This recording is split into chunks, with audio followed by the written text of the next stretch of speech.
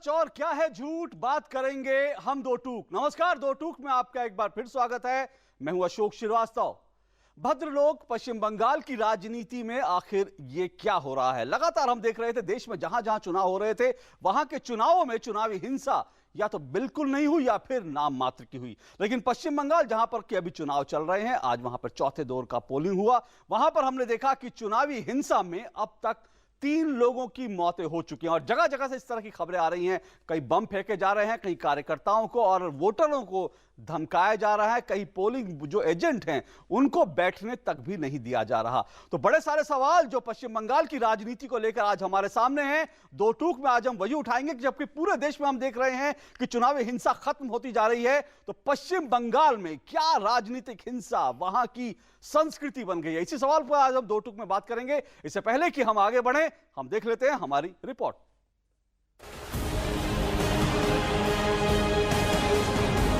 2014 के लोकसभा चुनावों से लेकर 5 राज्यों में चल रहे विधानसभा चुनावों तक देश ने करीब दर्जन भर चुनाव देखे हैं। इन सभी चुनावों में चुनावी हिंसा लगभग न के बराबर देखने को मिली है। यहां तक कि हरियाणा और बिहार जैसे राज्यों में जहां चुनावी हिंसा का इतिहास रहा है, वहां भी चुनाव शांतिपूर्ण ही हुए और चुनाव आयोग ने इसे एक बड़ी उपलब्धि माना।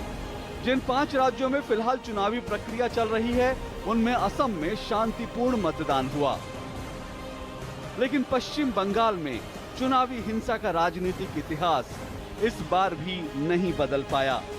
पश्चिम बंगाल में 21 अप्रैल को तीसरे दौर के मतदान में मुर्शिदाबाद में चुनावी हिंसा में एक व्यक्ति की मौत हो गई, तो चुनावी दौर में ही बर्धमान में भी 2 हत्याएं हुई। इन हत्याओं के अलावा कई अन्य स्थानों से मारपीट की, मतदाताओं को डराने धमकाने और चुनावी एजेंटों को बूथ से भगाने की घटनाएं लगातार घट रही हैं। चुनाव आयोग की तमाम सख्ती और कड़े बंदोबस्त के बावजूद चुनावी हिंसा की ये घटनाएं चौंकाने वाली हैं। वैसे पश्चिम बंगाल में चुनावी और राजनीतिक हिंसा का एक कलंकित इतिहास रहा है।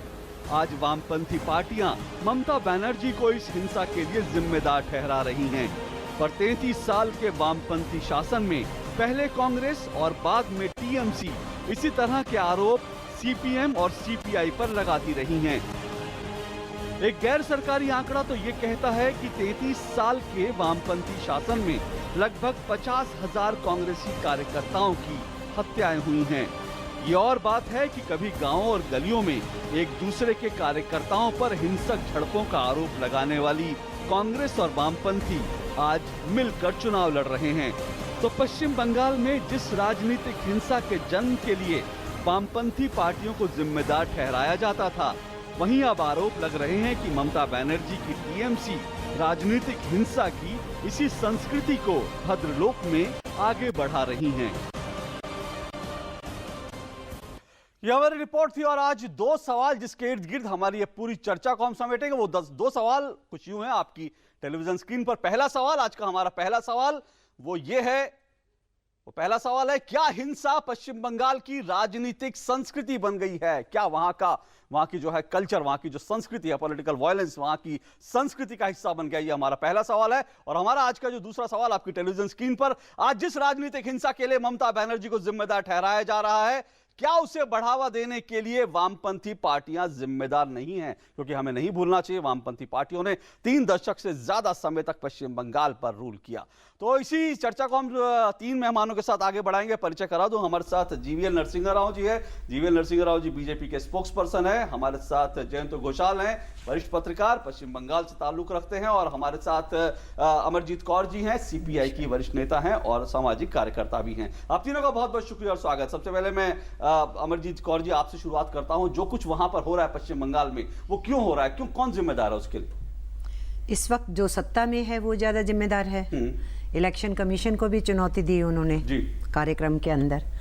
तो वहाँ पर माहौल ही ऐसा बना है कि जो दादागिरी की स्थिति ममता जी ने वहाँ पर पैदा की है, सभी संगठनों के खिलाफ, सभी विरोधी पक्ष के साथ, मैं ABCD नहीं कर रही, सभी के साथ, ट्रेड यूनियंस हो या पॉलिटिकल पार्टीज हो, उसका रिफ्लेक्शन हर चुनाव में दिख रहा है कि जहाँ इस जनवादी प्रक्रिया के अंदर चुनाव में का इंटिमिडेशन और जगहों पे भी होता है, वोटरों का इंटिमिडेशन कई तरीकों से होता है, पैसे से, घृणा की राजनीति से, सब चीज से होता है। लेकिन ये जो वोटर इंटिमिडेशन है कि आप सीधे बूथ कैप्चर कीजिए, एक होता है, लेकिन बूथ कैप्चर आप नहीं भी कीजिए, वोटर को बूथ तक जाने नहीं दीजिए या वातावरण ऐसा बनाइए कि वोट के जगह पे वो जा ही नहीं पाए, ये जो माहौल है ये इसमें दोषी है मौजूदा सरकार। खेल नहीं है जिसकी शुरुआत आपने की थी और उसी खेल के नियमों के साथ आज ममता बनर्जी आपको दावपेच मैं डिस्प्यूट करती हूँ इसको, मैं इसको डिस्प्यूट करती हूँ। 33 साल के उस राज के अंदर जिस तरीके की हिंसाएं और राज्यों में हुई वहां पर नहीं हुई, लेकिन जो चुनावी प्रक्रिया थी, मैं चुनाव पे आ रही हूं, से मेल नहीं खाता। आप जो कह रही हैं वो आंकड़ों से मैं मेल नहीं उस खाता। आंकड़े को भी डिस्प्यूट करती हूं। मैं देख रहा था अभी जैसे आपने कहा जयंत घोषाल जी ने ऐसे ना करके सर हिलाया, उन्होंने कहा वो पत्रकार है किसी पार्टी के बहुत सीनियर पत्रकार। मैं इसलिए कह रहा हूं क्योंकि इस तरह के तमाम आंकड़े मुझे अभी आपने जो शुरुआत करी, आपने कहा आज जो सत्ता में है वो जिम्मेदार है। तो सवाल यह कि 33 साल तक जब आप सत्ता में थे, वामपंथी पार्टियां सत्ता में थी, क्या उनकी जिम्मेदारी नहीं है? देखिए, हिंसा वहां से नहीं शुरू होती जब से वामपंथ वहां आया।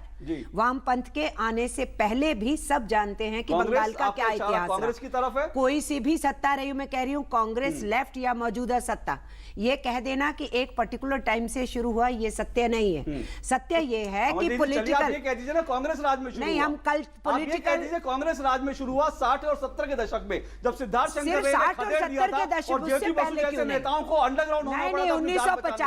1950 में जब फूड राइट्स के ऊपर आंदोलन हुआ था, उसके ऊपर गोलियां चली थी, बहुत लोग मरे, 50 के दशक में भी था। इसलिए ये नहीं कह सकते कि वामपक्ष ने शुरू किया। आप ठहराएंगे कि कांग्रेस ने शुरुआत करी, सिस्टम जिम्मेदार है और सिस्टम की करेक्शन चाहिए। शायद इसलिए ले रही क्योंकि कांग्रेस के साथ आज मिलकर चुनाव लड़ रहे हैं। मैं कहूंगी व्यवस्था जिम्मेदार है, उस व्यवस्था को बदलने की जरूरत है। बदलती है ना, अगर कांग्रेस उस समय सत्ता में थी, उसके बाद वामपंथी मोर्चा सत्ता में था, तो उस व्यवस्था को तो सत्ताधारी पार्टियों ने बनाया। जयंत घोषाल जी, बीजेपी के राज्यों में भी होती है, चलिए वो पश्चिम बंगाल में जो हिंसा है मैडम, वो अभी कहीं देखने को, देखिए जी जब ये कह रही थी, अमरजीत जी कह रही थी कि वो सत्ता जिम्मेदार है, तब आप सहमत नहीं थे इस बात से? नहीं, मैं सहमत इसलिए नहीं हूं, मैं किसी राजनीतिक दल के प्रतिनिधि नहीं हूं, यही शायद सुविधा है।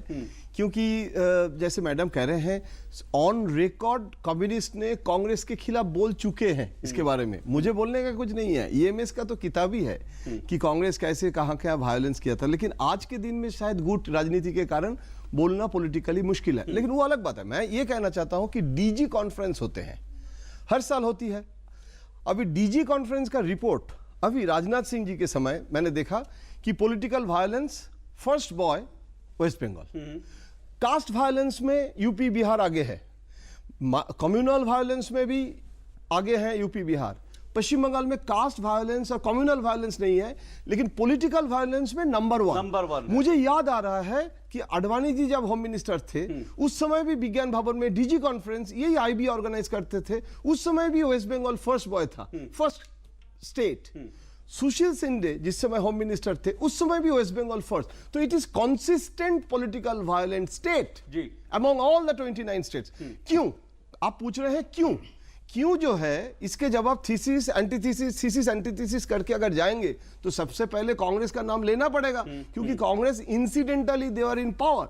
और लेफ्ट ने उस समय जो गाड़ी जलाया, ट्राम जलाया, वो तो हिस्ट्री है, वो कैसे ही लेफ्ट इनकार करेंगे।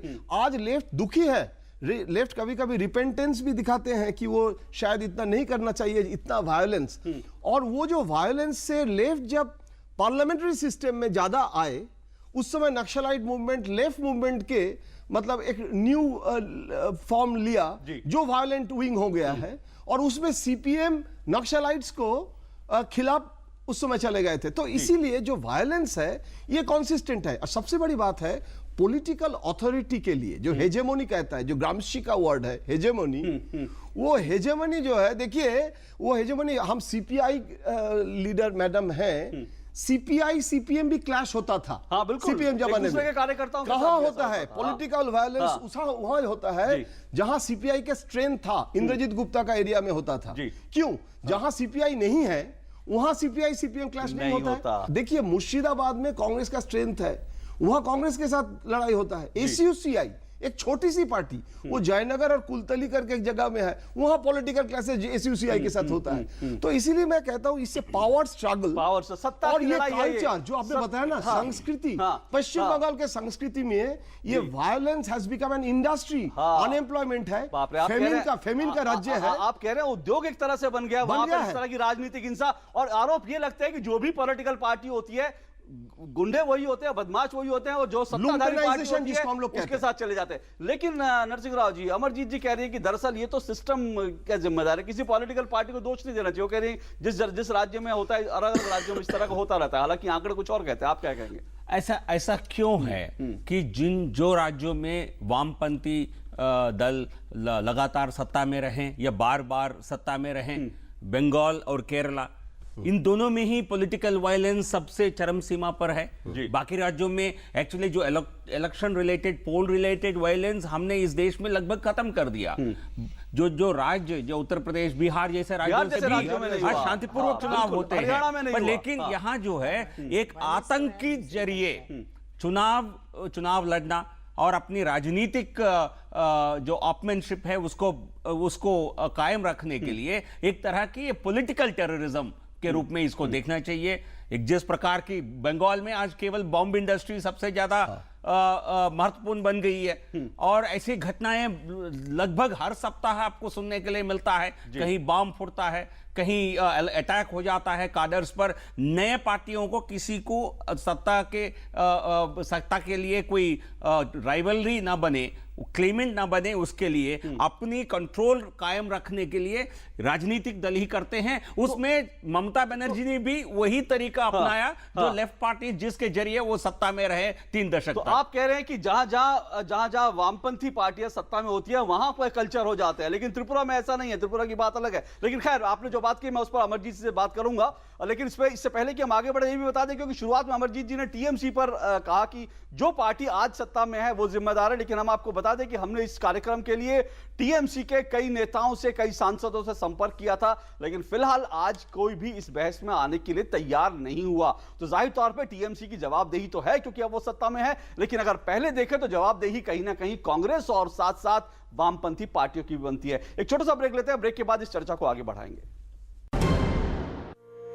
सूखा हो या बेमौसम की बरखा हो, कीड़ा लगे खेत में या दुविधा हो, बहुत ही कम प्रीमियम पे पूरी हो भरपाई, फसल बीमित रहे कटाई के बाद भी भाई। हाँ, ऋणी या अऋणी अब हर किसान लाभ उठाए, एक मौसम कदर है सब किसान बीमा कराए, प्रधानमंत्री फसल बीमा योजना से हर किसान मुस्काए। कृषि और किसान कल्याण मंत्रालय द्वारा किसान हित में जारी।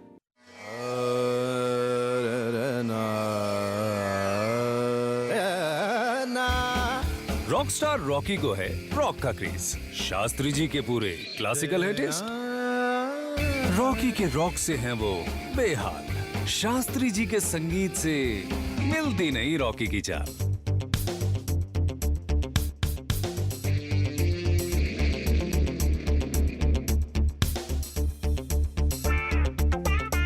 तभी दिल्ली में आ गया ऑड इवन का दौर, शेयर की गाड़ी and much more. Odd even से हुई गाड़ी शेयर करने की शुरुआत, फिर तो हो गई दोस्ती, मिली ताल से ताल। तभी दिल्ली ने कहा दिल से, ऑड इवन फिर से 15 से 30 अप्रैल।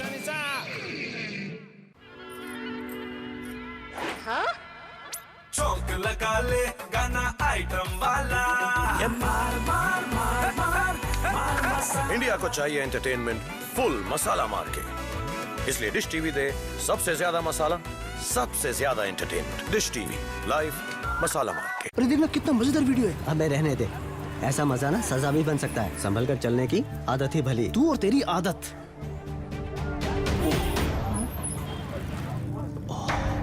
यार बोला था ना संभल कर चलना। अच्छी आदत है। कॉन्डम देना प्लीज। मैं और कहीं भले रिस्क ले लेता हूँ, पर अपनी जान के साथ कभी नहीं, क्योंकि एक बार भी चूके तो HIV, एड्स, यौन संक्रमण या अनचाहा गर्भ कुछ भी हो सकता है। इसलिए कॉन्डोम हर बार। एक अच्छी आदत। बच्चों, आज हम ऑड इवन के बारे में पढ़ेंगे। ऑड इवन का मतलब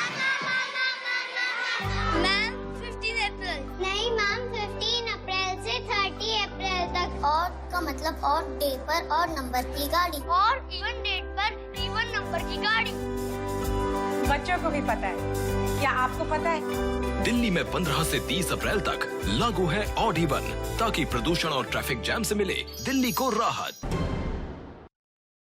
दो टूक में आपका एक बार फिर स्वागत है। दो टूक में आज हम बात कर रहे हैं पश्चिम बंगाल की चुनावी राजनीति की और वहां पर राजनीतिक हिंसा की। चुनाव में अब तक वहां पर 3 लोगों की मौत हो चुकी है, 4 चरणों के चुनाव हो चुके हैं, लेकिन इन 3 मौत के अलावा भी कई तरह की वायलेंस की हिंसा की खबरें पश्चिम बंगाल से लगातार आ रही हैं। तो सवाल सबसे बड़ा यह है कि क्या राजनीतिक हिंसा पश्चिम बंगाल की संस्कृति बन गई है? ब्रेक पे जाने से पहले हमारे जो मेहमान हैं जयंत घोषाल साहब, उन्होंने एक बड़ा शब्द इस्तेमाल किया। उन्होंने कहा कि एक तरह के वहां पर एक तरह का उद्योग बन गया है, जो पॉलिटिकल हिंसा एक उद्योग बन गया है। नरसिंह राव जी ने कहा यह पॉलिटिकल टेररिज्म है, राजनीतिक आतंकवाद है जिस तरह से वहां पर हो रहा है। और अगर हम बात करें तो ये पश्चिम बंगाल के संदर्भ में ये बड़े बड़े शब्द तो इस्तेमाल हुए, लेकिन अगर आप चुनाव को लगातार फॉलो कर रहे होंगे, वहां की राजनीति को फॉलो कर रहे होंगे, तो देख रहे होंगे वहां पर जो इस्तेमाल किए जाते हैं शब्द, कुचल देंगे, मसल देंगे, रास्ते से हटा देंगे, कोई आपके सामने आए तो उसका घर जला दो, उससे निपट लिया जाएगा चुनाव के बाद, इस तरह के जुमले लगातार इस्तेमाल करते रहे हैं वहां के राजनेता। अमरजीत जी कौर हमारे साथ हैं, जयंत घोषाल जी, नरसिंह राव जी। अमरजीत जी,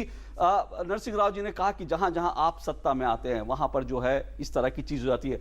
और सबसे बड़ी बात जो जयंत घोषाल साहब कह रहे हैं एक उद्योग बन गया, उस उद्योग को जो भी पार्टी सत्ता में होती है वो उसको फलने फूलने देती है, क्योंकि उसको उसका फल मिलता है।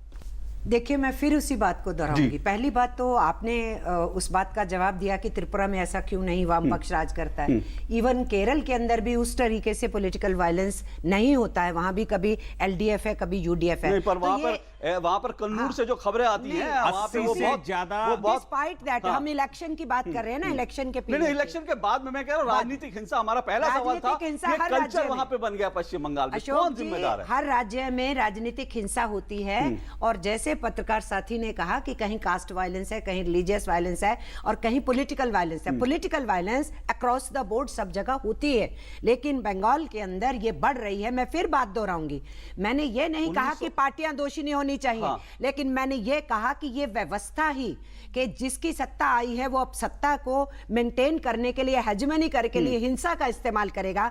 ये सिस्टम के अंदर चेंज होना चाहिए, जिसके लिए पॉलिटिकल पार्टीज को चेंज करना। हाथ धोने से फायदा नहीं है। बीजेपी के राज्यों के अंदर भी पॉलिटिकल वायलेंस होती है, दूसरे राज्यों में भी होती है। मैं अपने को शामिल करके 1971 में आपकी पार्टी सत्ता में नहीं थी, लेकिन वहां पर एक घटना घटी थी जो वो जगह जो है वो साई बाड़ी में, आपको याद दिला दूं, उसके बारे में आज भी बहुत सारी कहानी कही जाती है। इस तरह की हिंसा कि वहां पर एक बेटे की हत्या कर दी जाती है, उसके खून से चावल को साना जाता है और उसके माँ बाप को मजबूर किया जाता है कि वो इस तरह का खाना खाए। क्या इस तरह की चीजें किसी देश में कहीं हम सुनते हैं? हम बंगाल में जी होती है, दूसरी जगहों पे भी, लेकिन वहां ज्यादा होती हैं, इसको मैं मानने के लिए तैयार हूं। पर मैं ये भी कहने के लिए अभी भी यही मैं बाद में दोहराऊंगी कि ये व्यवस्था के अंदर पॉलिटिकल इलेक्शन सिस्टम, जो पार्लियामेंट्री इलेक्शन सिस्टम है, उसमें ये हिंसा के दौर में 1, 2 या 3 पार्टी नहीं,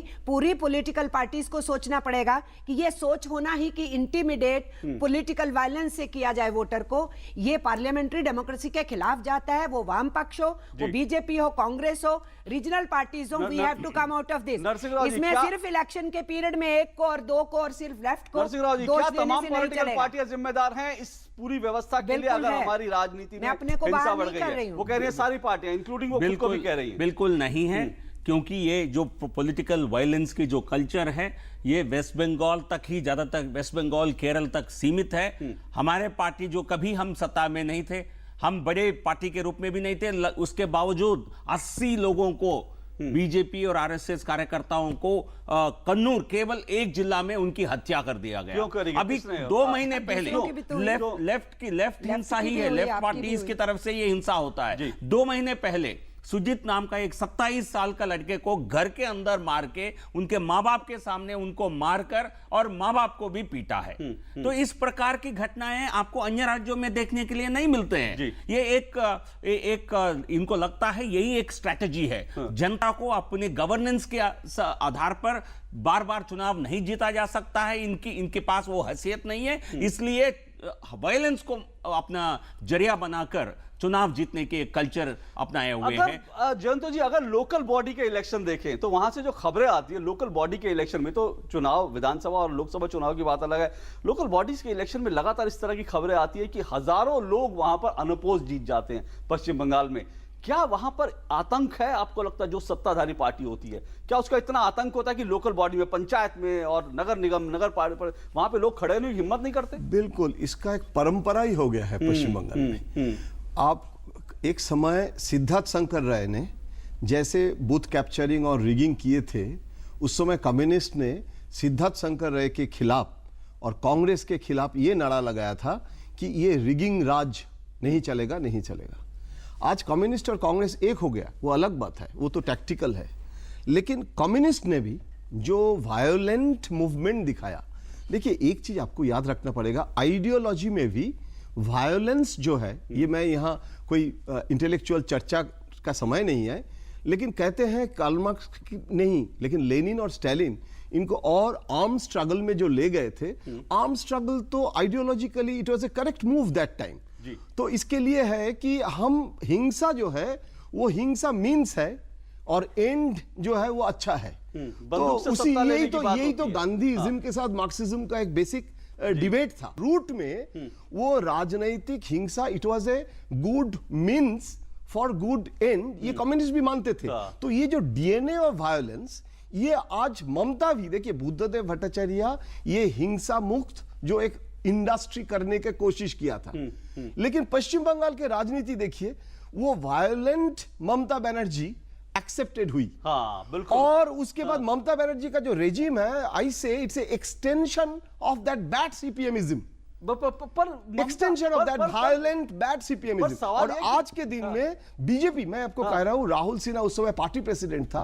बीजेपी का समस्या है कि बीजेपी जो वैश्य संप्रदाय को रिप्रेजेंट करते हैं, वो वायलेंट होने से उसका वोट बैंक नुकसान होता है, तो वो वायलेंट होने का मुश्किल होता है। तो मैं एनीवे, अच्छा वो अलग बात है। लेकिन राहुल सिन्हा ने वो मूवमेंट नहीं कर पा रहा था, तो एक बार क्या हुआ था, वो बस ट्राम सब जला दिया और वो मूवमेंट सक्सेसफुल हो गया, पश्चिम बंगाल में सक्सेसफुल हो गया। आप ये कह रहे हैं कि वहां पे पश्चिम बंगाल में सत्ता में आने के लिए आपको वायलेंट होना जरूरी है? देखिए बीजेपी के सेंट्रल लीडरशिप, मैं एक सेंटेंस बता रहा हूं, बीजेपी के सेंट्रल लीडरशिप नाराज हो गए थे उस समय, शायद राजनाथ सिंह जी अध्यक्ष थे, कि राहुल सिन्हा क्यों ऐसे किया। तो बोला कि कम्युनिस्ट और तृणमूल से कॉम्पीट करने के लिए, बोले नहीं ये बीजेपी का आइडियोलॉजी नहीं है, तो उसको मना किया गया था। आप ये कह रहे हैं कि वहां मैं ये कहना चाहता हूं, ये स्थिति बहुत खराब, अमरजीत जी ये स्थिति बहुत खराब है। और मैं आपसे ये कॉम्पिटिटिव वायलेंस, हाँ ये कॉम्पिटिटिव वायलेंस जो है खतरनाक है ये। जी अमरजीत, कॉम्पिटिटिव वायलेंस नहीं होना चाहिए, मैं निंदा करती हूँ। दूसरी बात मैं ये कहना चाहती हूँ कि ये कंसेप्ट ही होना कि जो वायलेंस करेगा वो सत्ता में आएगा, ये कंसेप्ट दूर करना जरूरी है। ये सोचना कि दूसरे को आप तभी दबा पाओगे जब हिंसा से दबाओगे, इस कंसेप्ट को भी हिंदुस्तान में बदलना जरूरी है। फ्री एंड फेयर इलेक्शन में जो सत्ता में आए, कांग्रेस आए, बीजेपी आए, कम्युनिस्ट आए, कोई भी आए, वहां पर उसको आने देना। चुनाव के बाद भी हिंसा हो जाती है, जब चुनाव नतीजे आ जाते हैं उसके बाद भी हिंसा होती है, नहीं होना चाहिए। उसको मारा तो सिर्फ चुनाव नहीं, चुनाव के बाद भी हिंसा होती है, चुनाव से पहले भी। इन्होंने 2-4 उदाहरण केरल के दे दिए, तो मैं क्या दादरी का उदाहरण दूं, फरीदाबाद का दूं, और लिंचिंग का दूं, गुजरात का दूं? ऐसे उदाहरणों का क्या फायदा है? ये कोई बात नहीं बनती है। आप एक विषय के ऊपर बात कर रहे हैं, उससे बात कीजिए। लेकिन देखिए बंगाल की हकीकत जो है वो पॉलिटिकल वायलेंस है, ये स्वीकार करना होगा, क्योंकि ये आपने खुद भी स्वीकार किया। लेकिन ये बात है कि इसके जिम्मेदार कौन है, ये बड़ी बात है, और इसको कैसे हटाया जाए, कैसे दूर किया जाए, ये बड़ी बात है। इस पे बात करेंगे इस ब्रेक के बाद। डांस में तो नागिन बोला, डांस में मार मार मार मार मार मसाला। इंडिया को चाहिए एंटरटेनमेंट फुल मसाला मार के, इसलिए डिश टीवी दे सबसे ज्यादा मसाला, सबसे ज्यादा एंटरटेनमेंट। डिश टीवी लाइव मसाला मार के। बच्चों आज हम ऑड इवन के बारे में पढ़ेंगे। ऑड इवन का मतलब,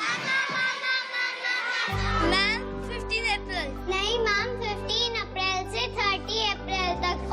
का मतलब और डे पर और नंबर की गाड़ी और इवन डेट पर इवन नंबर की गाड़ी।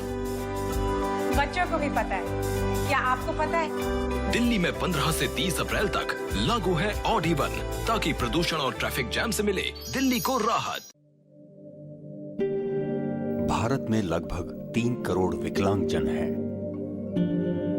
किंतु हमारे सरकारी भवन, अस्पताल, विद्यालय विकलांगजनों के लिए सुगम्य नहीं है। यही हाल हमारे रेलवे स्टेशन, बस स्टॉप, बसों तथा रेलगाड़ियों का है। हमारी वेबसाइट्स यदि W3C सुगम्यता मापदंडों को पूरा नहीं करती तो वे दृष्टिबाधित और श्रवण बाधित व्यक्तियों के लिए पूरी तरह उपयोगी नहीं है। आइए हम बाधा रहित वातावरण का निर्माण करें। सुगम्य भारत अभियान। देश का प्रत्येक विकलांग अन्य सामान्य व्यक्तियों के समान स्वावलंबी होकर सम्मान और गरिमा के साथ जीवन यापन करे।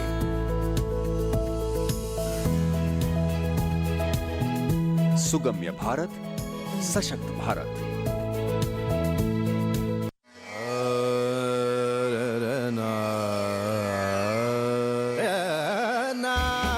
रॉकस्टार रॉकी को है रॉक का क्रेज।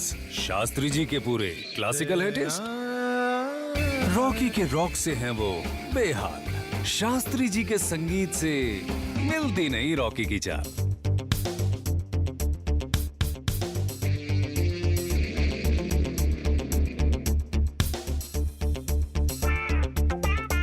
तभी दिल्ली में आ गया ऑड इवन का दौर। शेयर की गाड़ी एंड मच मोर।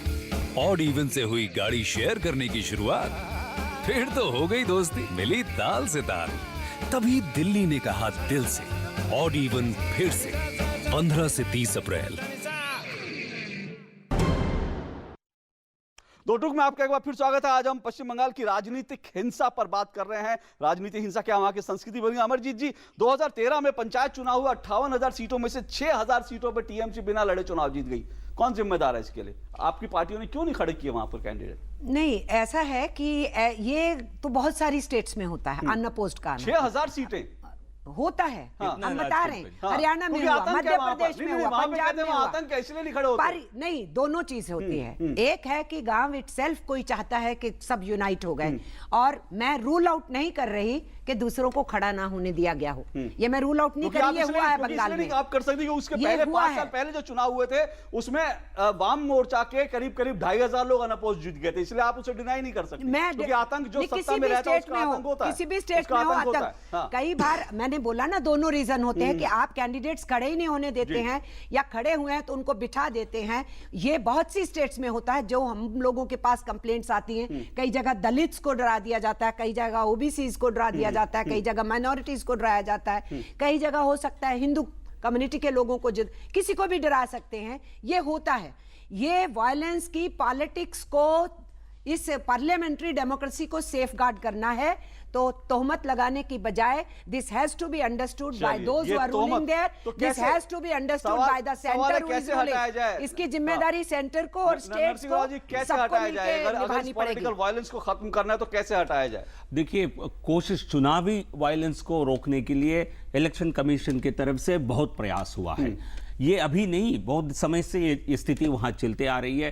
किस प्रकार पोल रिलेटेड मैल प्रैक्टिसेस होते हैं। पिछले जो अभी लोकल बॉडी इलेक्शंस हुए थे कलकत्ता में कुछ समय पहले, तब जो जिस प्रकार की वहां पुलिस व्यवस्था है, वो पूरी तरह एक तरह से वोटिंग को पूरा मैनिपुलेट करते हैं, मैल प्रैक्टिसेस होता है।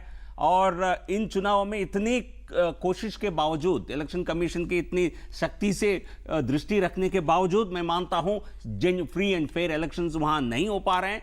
इसके लिए कोई शॉर्ट बिल्कुल नहीं हो पा रहे हैं। तो इसलिए इस स्थिति जो है, ये बदलने के लिए बहुत ही गंभीर कदम उठाने होंगे। वो क्या हो सकते हैं, उस पर चर्चा होना आवश्यक है। पर क्या, जैसा कि जयंत घोषाल जी ने कहा, क्या वहां पर कॉम्पिटिटिव पॉलिटिकल वायलेंस जो है वहां की राजनीति का हिस्सा बन गया? आपको भी लगता है कि अगर वहां सत्ता में आना है तो हिंसा के रास्ता अपनाना पड़ेगा? ये हमारे जैसा पार्टी के लिए हम इस कल्चर में हम आ ही नहीं सकते हैं। और एक डेवलपमेंटल एजेंडा के साथ ये पॉलिटिकल एजेंडा के साथ हम चुनाव में जा सकते हैं, लेकिन ये किसी प्रकार की गुंडाइज्म के जरिए चुनाव जीतना, चुनाव में आना हमारे लिए संभव नहीं है। एक राजनीतिक गुंडाइज्म वहां चल रहा है। जयंत घोषाल जी, आपसे आखिरी बात, क्योंकि आप पश्चिम बंगाल से ताल्लुक रखते हैं, इसलिए आपसे क्या आपको तकलीफ होती है जब आप देखते हैं कि नंबर 1 पॉलिटिकल वायलेंस में पश्चिम बंगाल नंबर 1 पे है, भद्र लोग कहे जाने वाला, वहां के लोग बहुत सुसंस्कृत माने जाते हैं, पढ़े लिखे माने, लेकिन वहां की राजनीति में जब ऐसा तो आपको तकलीफ होती है अंदर से? बहुत दुखी हो जाता हूं।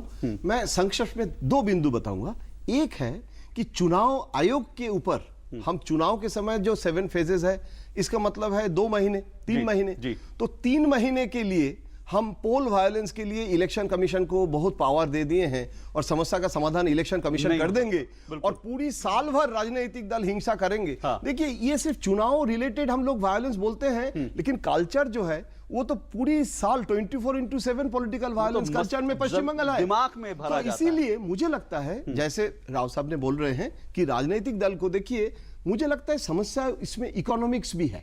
हमारे पश्चिम बंगाल जो जब ब्रिटिश भी आए थे उस समय भी डेकॉयट्स और इतना एक्सप्लॉयटेशन हुआ ब्रिटिश ने किया, उसके बाद इतना फेमिन हुआ और उसके बाद 60s में भी फेमिन हुआ, मतलब इतना फूड क्राइसिस है, उसके बाद लेबर क्राइसिस है और trade union lockout, hidden violence भी होता है, यानी गरीबी है उसका फायदा उठाया जाता है। वायलेंस तो एक वायलेंस होता है, मैनिफेस्ट वायलेंस, एक हिडन वायलेंस भी होता है। तो वो इंडस्ट्री और वर्कर्स का जो रिलेशनशिप, जो पावर मैन डे लॉस, सब कुछ मिला के जो एक पॉलिटिकल कल्चर, उससे बाहर आने का कोशिश अगर होते हैं, बड़े बड़े इंडस्ट्री आते हैं, सोशियो इकोनॉमिक रिफॉर्म होते हैं, तो शायद ये वायलेंस के साथ बस रिश्ता वही है जहां सोशियो इकोनॉमिक इश्यूज हैं। लेकिन इसको इसी सिचुएशन को पॉलिटिकल पार्टियां, राजनीतिक पार्टियां अपने फायदे के लिए इस्तेमाल करती हैं और उसी को खत्म होना, उसको रोकना बहुत जरूरी है। नहीं तो ये पॉलिटिकल वायलेंस, ये जो राजनीतिक हिंसा जो संस्कृति बन गई है, वाकई दुर्भाग्यपूर्ण है। पश्चिम बंगाल के लोगों को सोचना पड़ेगा कैसे इस जो सही मायनों में परिवर्तन है वहां की राजनीति में लाया जाए और हिंसा से अलग किया जाए वहां के राजनीतिक सिस्टम को। पूरा तमाम राजनीतिक पार्टियों की जिम्मेदारी निभानी पड़ेगी, लेकिन अभी तक के आंकड़े साफ बताते हैं कि पश्चिम बंगाल में हिंसा वहां की संस्कृति, चुनावी संस्कृति और राजनीतिक संस्कृति बन गई है, जो कि बहुत दुख की बात है। बहुत बहुत शुक्रिया आप तीनों का यहां पर आने के लिए। 2 टुक में आज बस इतना ही। आपसे बुधवार को फिर मुलाकात होगी। फिलहाल इजाजत दीजिए, नमस्कार।